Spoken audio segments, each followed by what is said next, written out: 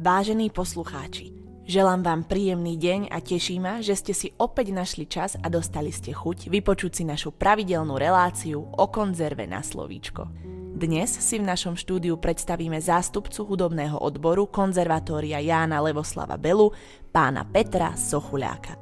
Dobrý deň, srdečne všetkých pozdravujem. Teší ma, že ste prijali pozvanie a zavítali ste ku nám do štúdia.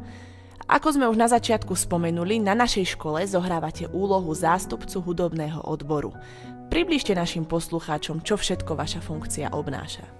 Tak v prvom rade je to súčinnosť pri zabezpečovaní plynulého a kvalitatívneho výchovno-vzdelávacieho procesu na našej škole, a to predovšetkým prostredníctvom koordinácie práce učiteľov, ktorí sú v odbore hudba a spev a je ich zhruba viac ako 50. Ďalšou takou činnosťou, ktorú mám na starosti, je organizácia umelecko-koncertnej činnosti na našej škole, a to predovšetkým tých verejných koncertov. Ďalej by som spomenul, že dneska je taká doba, kde sa veľa vecí rýchlo mení, a nie len kvôli covidu. Školstvo je veľmi pomerne dynamické a tá legislatíva je neustále sa meniaca. Takže našou úlohou vo vedení školy je sledovať túto legislatívu a snažiť sa ju implementovať do školského prostredia. Keďže sme na škole dvaja zástupcovia, máme podelených aj žiakov 4. ročníka a 6. ročníka, takže pán zástupca Robo Karvaj má na starosti všetko, čo sa týka maturitných skúšok, a ja zase naopak všetko, čo sa týka absolventských skúšok, čiže organizácia umeleckých výkonov, pedagogických výstupov a záverečných skúšok. Je o vás známe, že sa venujete aj hre na orgán, ktorý teda na našej škole zároveň aj vyučujete. Čím všetkým si musí študent prejsť, kým sa dostane k tomuto vznešenému nástroju, a ako by ste popísali štúdium orgánu na našej škole? Tak pre štúdium na orgán je takým najzákladnejším faktorom to, že musí dokonale ovládať hru na klavíri. Takže aj príjmačky na našu školu vlastne spočívajú v repertoári klavírnej hry, minimálne na úrovni absolventa základnej umeleckej školy. Ale ja by som ešte aj rád podotkol, že každý, kto sa chce venovať nejakému hudobnému odboru, musí byť preto zapálený. Áno, musí mať chuť to študovať. A okrem tej potrebnej miery talentu, ktorý každý z nás potrebuje, je to aj chuť pracovať.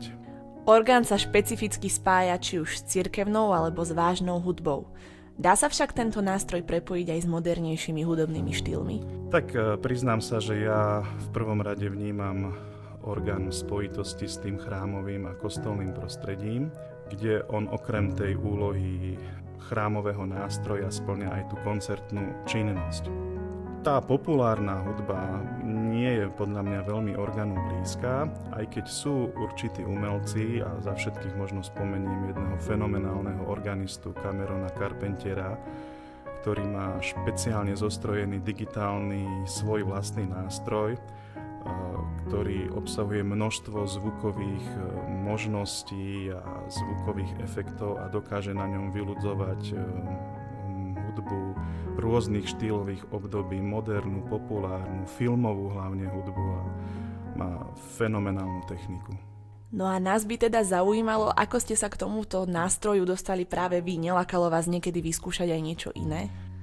Ja som išiel takou štandardnou cestou študovať hru na orgán. Keď som bol malý chlapec, tak som poškuloval v chráme, v kostole, kde som chodil po tom nástroji, ktorý bol tam hore na tom chóre.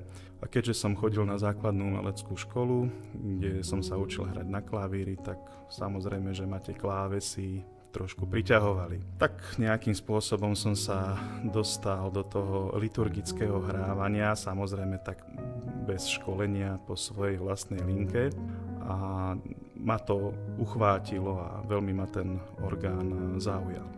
Neskôr, keď som sa rozhodoval, kde pôjdem na strednú školu, tak som zvažoval alebo konzervatórium v Žiline v hre na klavír, alebo práve otvorený odbor v Banskej Bystrici cirkevná hudba.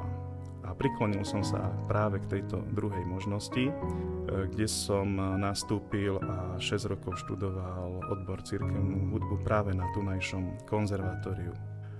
Potom som neskôr pokračoval v štúdiu na Vysokej škole muzických umení v Bratislave a tam som už dostal ponuku nastúpiť sem ako pedagóg orgánovej hry, ktorú som veľmi rád samozrejme prijal a doteraz ju vykonávam.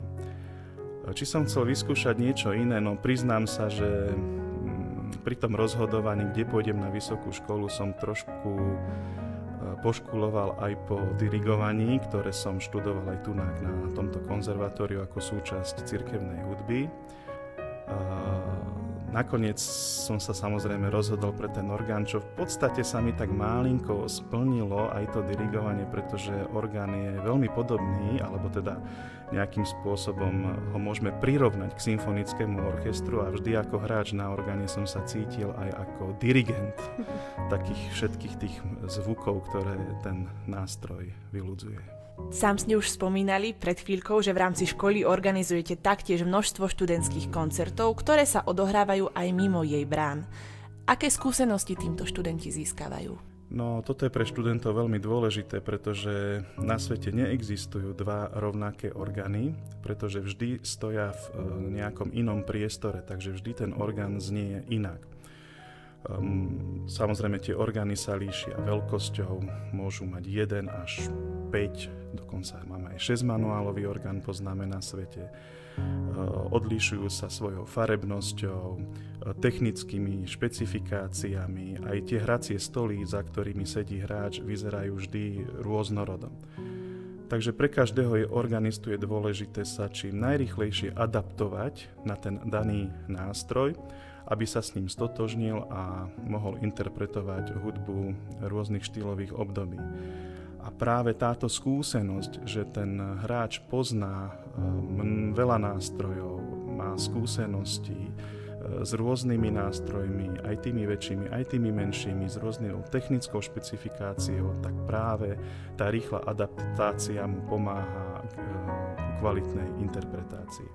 My v podstate realizujeme tieto koncerty, čo sa týka okolia Banskej Bystrice, na orgáne vo farskom kostole, potom v katedrále, využívame orgán v Sielnici pri Zvolene, kde je vynikajúci dvojmanuálový, dalo by sa povedať ešte nový nástroj. Ale taktiež sa zúčastňujeme so žiakmi každoročne prehliadky mladých slovenských organistov, ktorá má už vyše 40-ročnú históriu. A taktiež sa snažíme minimálne raz do roka mať exkurziu so žiakmi, kde sa snažíme spoznávať nástroje rôznych oblastí na Slovensku. Onedlho tu budeme mať aj ďalší deň otvorených dverí, ale skúsme byť konkrétnejší. Hudobný odbor zastrešuje mnoho hudobných nástrojov, ktoré sú možno menej známe, ako napríklad kontrabás, cimbal alebo pozauna. O ktoré nástroje je väčší záujem a o ktoré naopak zase menší? Tak každý rok je to trošku iné, aj keď vo všeobecnosti platí, že azda najmenší záujem v súčasnosti je o tie náročné, hlavne dýchové nástroje. Čo sa týka ostatných nástrojov, tam je to variabilné, ale pomerne máme dobré zastúpenie strunového oddelenia. Taktiež svoj štandard si drží klavírne oddelenie, akordeónové oddelenie. Samozrejme, bol by som rád, keby tá účasť hlavne na tých dýchových nástrojoch bola vždy väčšia a pestrejšia. Čo by ste možno odporúčili budúcim uchádzačom, ktorí sa možno onedlho stanú vašimi žiakmi? Tak ja by som im v prvom rade odporúčil, aby si správne vybrali. Áno, lebo ten správny výber toho 14-15 ročného dieťaťa v spolupráci s jeho rodičom je veľmi dôležitý a keď už tento výber nastane, aby potom naozaj sa s chuťou pustili do tej práce, pretože na našej škole len talent nestačí. Je veľmi dôležitý, ale ten musí byť vždy podporený usilovnou a poctivou prácou. Tak náš rozhovor sa už pomaly priblížil ku koncu a mne v tejto chvíli nezostáva nič iné, len sa s vami rozlúčiť a poďakovať sa vám za dnešný rozhovor. Na záver sa vám teda od mikrofónu hlási Klaudia Chomisteková a prajem vám ešte príjemný zvyšok dňa.